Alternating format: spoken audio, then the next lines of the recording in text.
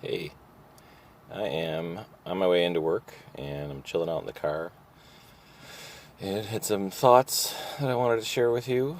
One is music, how it's so incredible how music can take you to a certain level that you really can't get to with any other thing. It's incredible. It's it's really significant. It's very distinct that the mental place that it takes you, the kinds of thoughts you can have when you're listening to the right kind of music. Um, it's other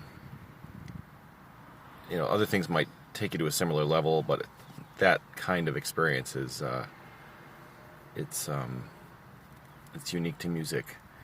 Um, I've noticed that I've spent a lot of time not listening to music on purpose, trying to find other sources for this a similar kind of experience or inspiration. And one stark characteristic about that kind of experience is, when I'm listening to the right kind of music, powerful thoughts go through my head. I'm thinking about the things that mean a lot to me. I'm thinking about the people that I love. I'm thinking about the problems I face in life and how to overcome them. I'm thinking about how to reach for the stars, how to live the best life I can, what the best experiences are. When I'm listening to a really good song, I have a clarity and I can connect things. It's almost like I'm in a different mindset. I can see things from a different kind of perspective, maybe like zooming out or from a different angle, maybe. Hard to explain. But I've never found another experience that compares to that. And I'm not even necessarily saying it's good or bad, but it's worth noting just that it's such a distinct experience. Lots of theories about why that is. I do think that it fits in some way into the evolutionary psychology framework.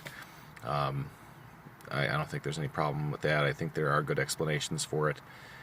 It can be explained from that paradigm, and it makes it no less profound of an experience. So there's that. And also, while listening to music, I was thinking about how I had a dream last night about a girl who was always more popular than me, a girl who was always way out of my league, someone I always had a crush on, through elementary school and high school, and someone who never liked me. She was kind of part of a more popular crowd. She could be kind of nasty sometimes. At times, she was nasty to me. And she's got her own problems. I'm not saying this to judge her, but thinking about her kind of always reminds me of the disgusting person that I used to be, or it makes me feel disgusting. It makes me feel the way I felt disgusting when I was younger. And that fact that I could go back to feeling like that, this far into the future, it just really made it clear how much your early experiences can shape you, how much your, who you think you are, and your circumstances, and the story of your life, and the people in it, and where you stand with them, and who you are in other people's eyes, through your childhood and adolescence, how much that can shape you well into adulthood. How much, sometimes it's hard to change out of that mold into something different. And even if you do change, there's vulnerabilities, to the same kind of shame and embarrassment that a person might have felt when they were younger. Now, this might only be the case if there are extreme elements in that experience. If a person felt an extreme amount of shame or an extreme amount of embarrassment, almost in a kind of PTSD form, that's been described as being a root cause for some mental illnesses in adulthood, specifically personality disorders, being tied to shame and embarrassment, and or certain kinds of personality disorders. And so, I wonder what kind of threads I have from that in my own personality. But I sense it, I feel it. I can remember what it was like to be a kid and how disgusting I felt, because of how my peers saw me and what my life was like at the time, and how to this day, those kinds of thoughts and feelings can come to the surface in very salient ways. And I experienced that on my way here this morning, probably because I was remembering that dream that I had about that girl, Kelly Flanagan. And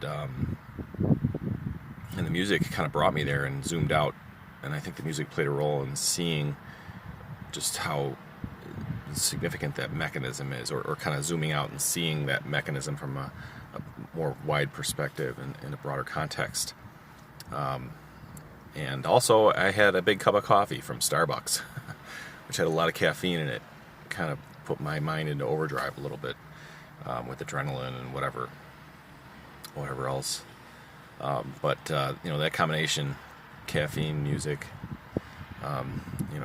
your life circumstances, that's what led to my experience that I'm sharing with you.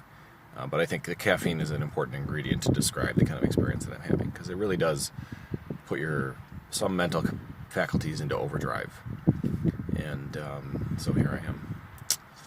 But regardless, I still have moments of inspiration that I want to share with you, or in general, mental breakthroughs, without that kind of stimulation. But thought it was worth mentioning here. I'll be going in soon.